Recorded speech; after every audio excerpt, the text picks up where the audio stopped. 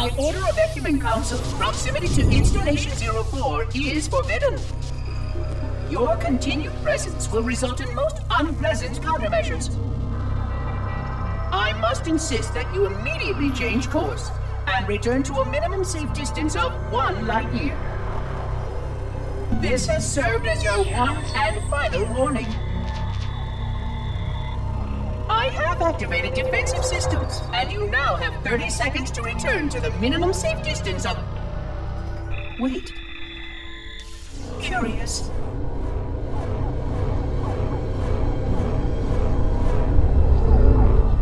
Curious indeed, after all these years. Greetings, humans, and welcome to Installation 04. Ignore prior warnings, and please continue. I have disabled defensive systems to allow your approach, but you must not exit your ship once you have arrived at the designated landing center. This ring contains significant dangers, and even with your assumed legacy, I must verify the presence and pitch of your gauge before allowing full access. We have much to discuss, humans. I have been away far too long. You have been away far too long.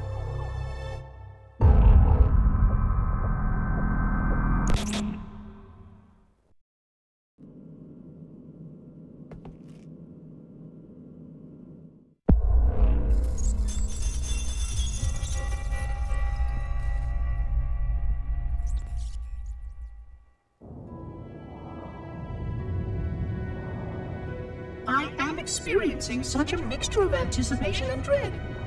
All preparations are complete for my installation. In accordance with the final dictum of the Ecumen Council, I have released myself of all remaining connections to my former station. This was not difficult. What was could never be again. We had seen to that quite thoroughly.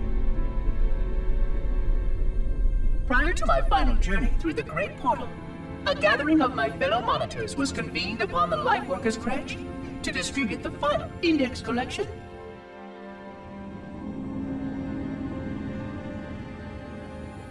It was most unusual to have this vessel of rebirth play host to such an event. Even though Lightworker ships were the only ones still allowed slip-space formations, Lightworkers were responsible for getting us to our places on the active facilities of the array. While all of this was in accordance with the plan, one entirely unsatisfactory breakdown remained. We had no contact with the domain.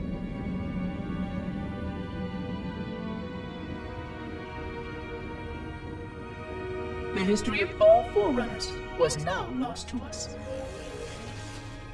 We relied upon the permanence of the domain to preserve our record of the events that led to this point. But without that record, would future civilizations know anything about us? Or only of our weapons? My fellow monitor, 049 Abject Testament, had only one comment on this before we went our separate ways. We deserve to be forgotten. Perhaps. Perhaps. But now, the portal opens, and through it, the familiar shape awaits. Halo.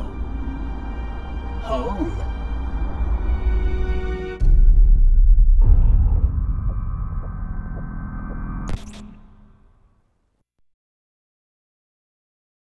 Looks like the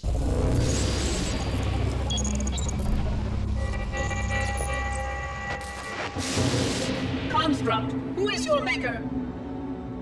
Sadness and disrepair, Oracle. I am unworthy. I was not made. Never made, but you are right here, where you should not be. Tell your charges to cease their efforts immediately. Quarantine must not be violated.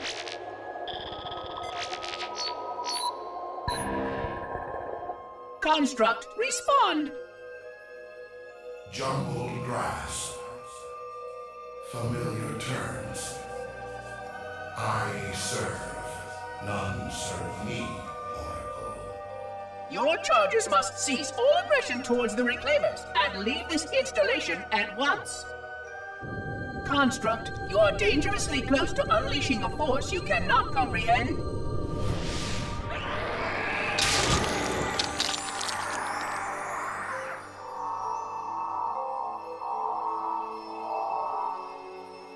This is most inappropriate.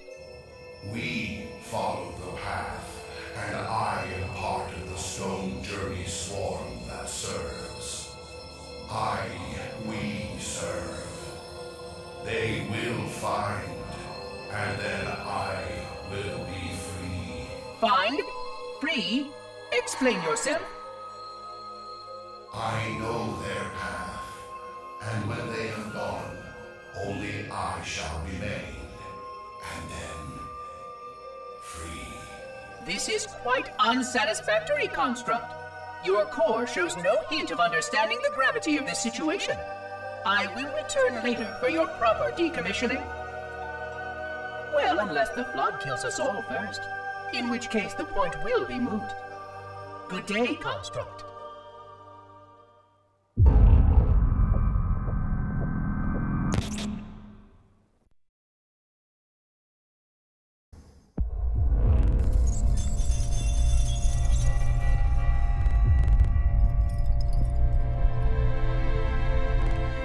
Entropy.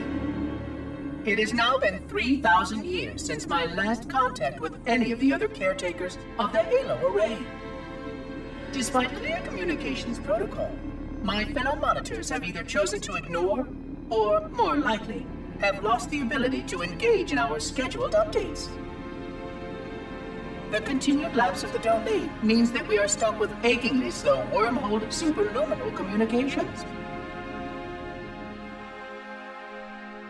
Prior to this total communication shutdown, the only messages I received in the preceding 4,573 years were incomplete and quite perplexing transmissions from Installation 05.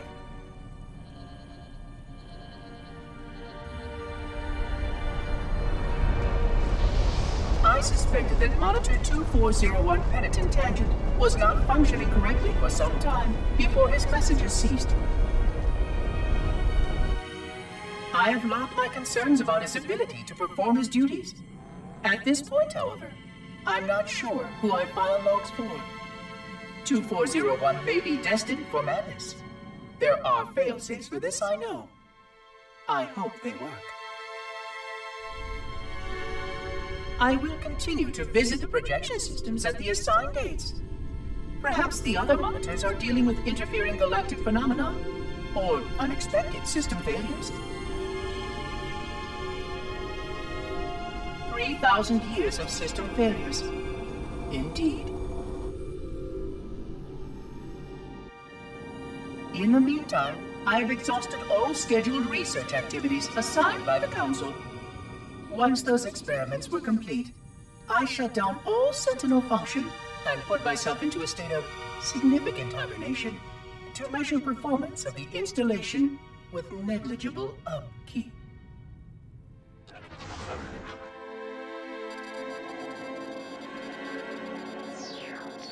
After 150 years with no noticeable impact upon installation systems or integrity, even in hibernation I became bored. This was quite troubling, as I was led to believe I was not capable of such a state. This was one of the gifts I was promised, an end to strife. I am aware of the dangers of a system such as myself losing operational focus. Quite troubling. I wonder if my fellow monitors are experiencing similar states, or if this is because of my particular path to this installation. For amusement, I have begun a series of experiments involving the evacuation of all matter from contained sections of my installation. By measuring the geologic effects of exposure to the vacuum of space and the eventual biological recovery of these sections, I anticipate getting valuable insight into emergency response scenarios in case of sentient proximity warning.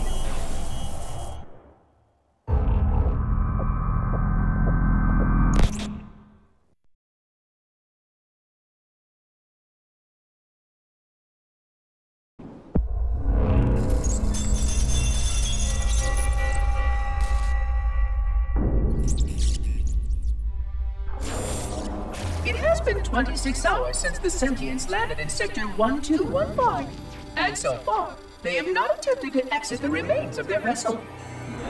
I say remains because their landing was either not executed adequately, or this vessel lacked significant maneuvering capability.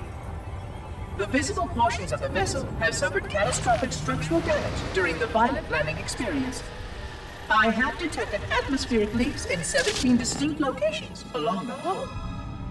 My analysis shows that the mixture of gases coming from the ship matches the natural atmosphere on my installation almost exactly. Perhaps the occupants, if they still live, were originally cataloged here. Perhaps these beings will confirm that the plan was successful, and that the galaxy has returned to its proper cadence. I am beyond optimistic. But I do not understand why these sentients have not attempted to exit their vessel. Other than the leaking atmosphere, the only thing emanating from this wreckage is an automated distress call. I am currently translating this automated broadcast, but with such a limited dataset and no direct communication, I do not anticipate full comprehension. Given the short-range nature of this craft, it is likely that other vessels are nearby. But, in accordance with procedure, I am blocking the distress call. No communication of the location of any installation is permissible. I admit great curiosity about these visitors. While the plan is quite clear about procedure for this situation, I have my doubts. How many failure points can the plan sustain before blind adherence becomes counterproductive? Surely, in light of all that has changed, I should be able to modify my responses to adapt it. No, I have duties, and I have a terrible cargo here. I must be sure. I shall obey and content myself to monitor. I hope they come out soon, though. So many questions to ask. So many questions.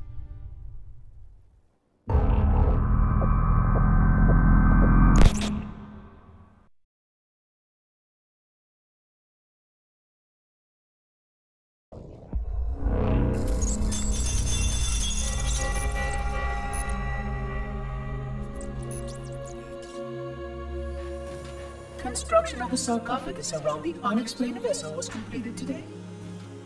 No occupants ever exited.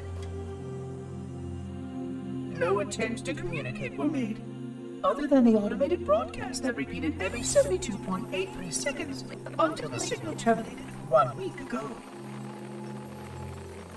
In accordance with procedure, no attempts at physical or remote contact were made with any survivors of this vessel's inelegant landing.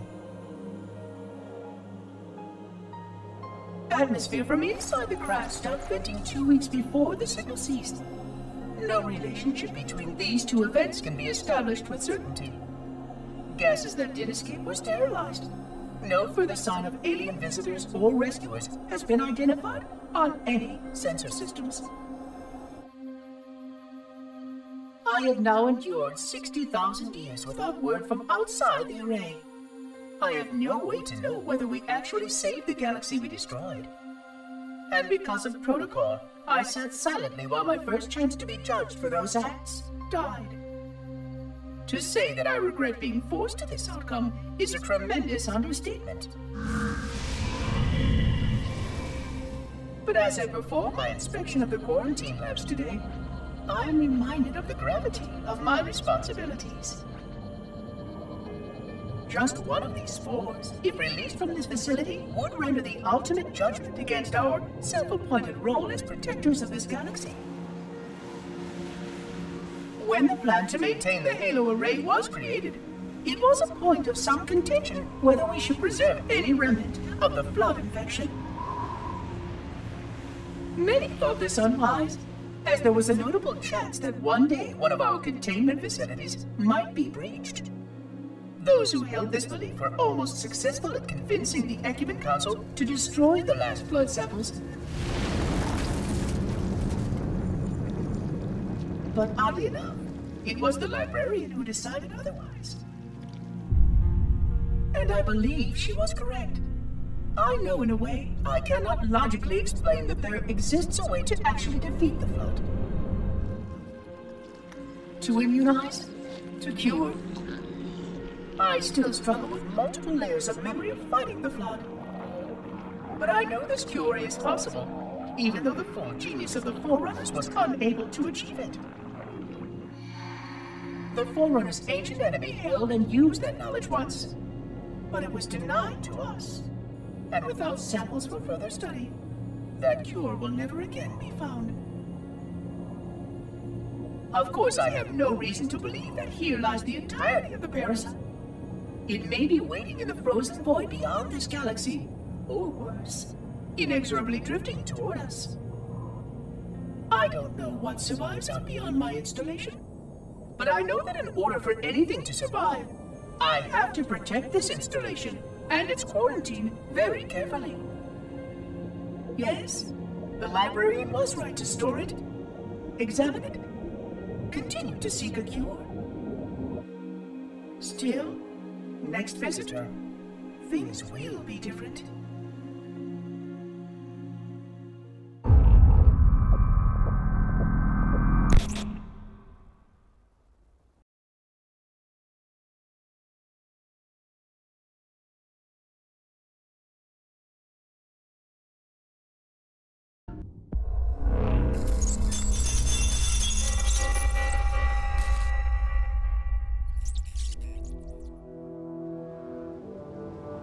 Alone.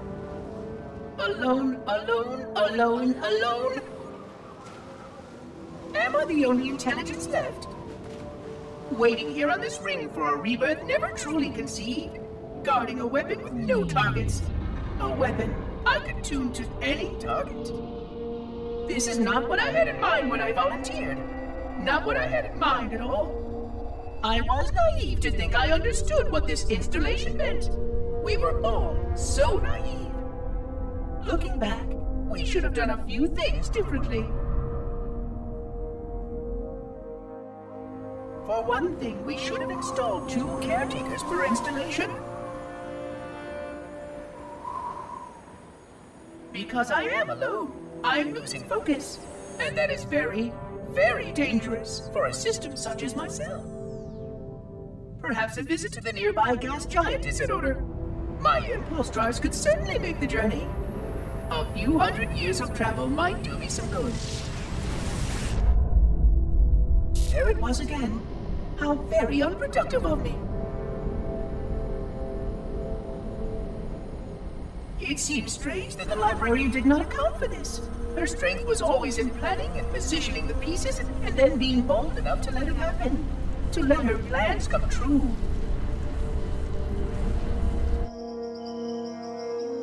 I was a part of many of those plans, long before I knew for certain that she was real, before any of us were. But at the end, we had only a fragment of her brilliance left to us, and I fear that she did not fully appreciate the nature of my situation here, the problems it might pose. But even a fragment, yes. Oh dear, here it comes again.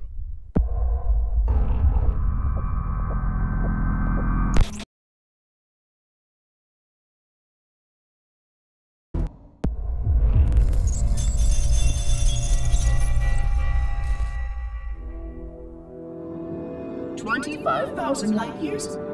That is the effective range of this installation. According to the star charts archived on board this installation, I estimate that there are 3,792 worlds capable of sustaining biological sentient life within that 25,000 light year range. In reality, it may be significantly more than that.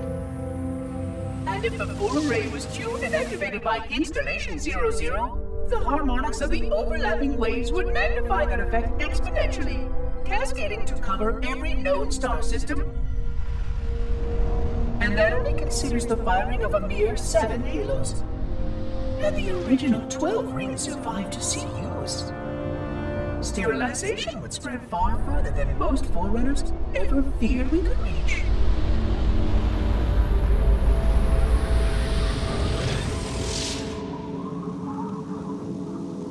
But even with just 7 rings, we were able to destroy every side of the Flood, and every other sentient creature along with it.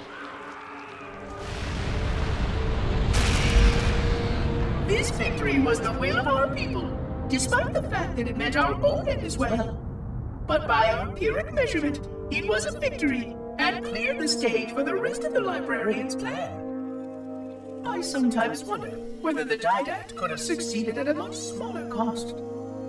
I learned the folly of opposing him personally, and his brilliance was unsurpassed. Except, perhaps by her own. He never got the chance to fully execute his proposal. The Council saw to that. But if something were to go wrong with one of the Halos, if our tools were ever turned against us... Long plans, indeed.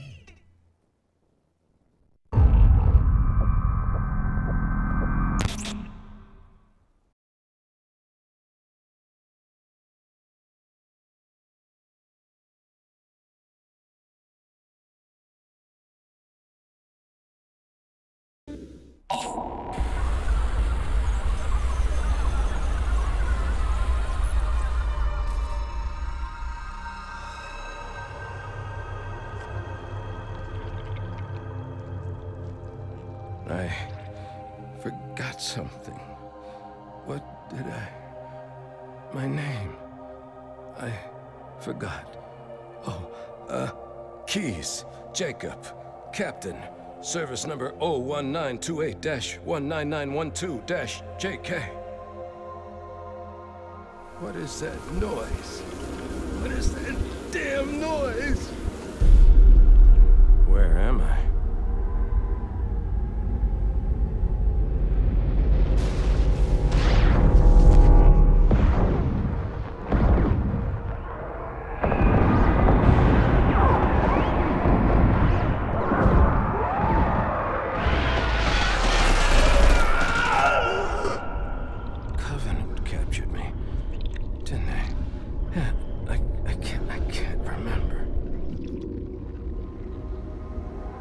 Keys, Jacob.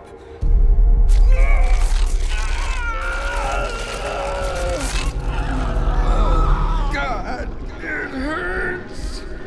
This will never work, you Covenant bastards. I'll never lead you to Earth. Keys, Jacob, Captain. Service number 01928-19912-JK. Oh, God. You don't want Earth. You want everything. Get out of my head.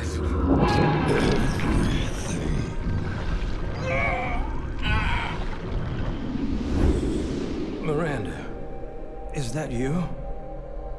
Forget everything. No, please. Don't let me forget. Keys. Jacob. Captain. Service number 1928-19912-JK. No more what you were. Memories. Emotions. All is now ours. Keys. Jacob. Captain. Service number 01928-19912-JK. Oh, you will not have me. We already do.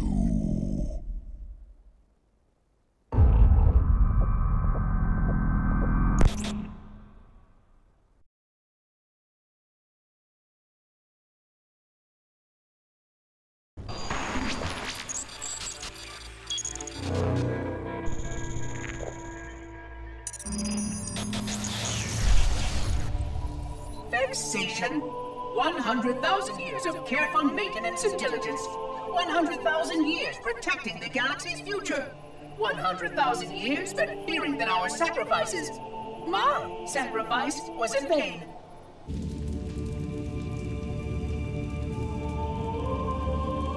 than 16 hours after I finally made contact.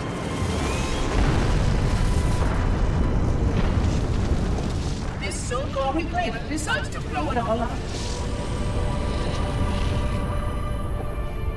Oh, I am not pleased. Just as I finally discovered that our plan to save the galaxy succeeded, the ancient enemy is unleashed once more.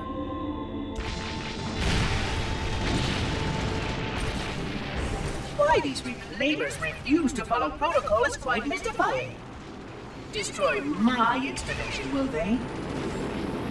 I shall renew efforts to make contact with the other rings immediately. This covenant may be useful to me, although I don't think they fully understand what they claim to seek. Still, it makes no difference to me what they believe, as long as they do what must be done. I sound like her. Oh, but what I would not give to have even a single company of Prometheans here right now. Oh, they would most certainly restore order with their trademark lethality. Although, that would mean he would have to be here too. And without the Librarian around to temper his rage, well, these reclaimers might almost prefer the Flood.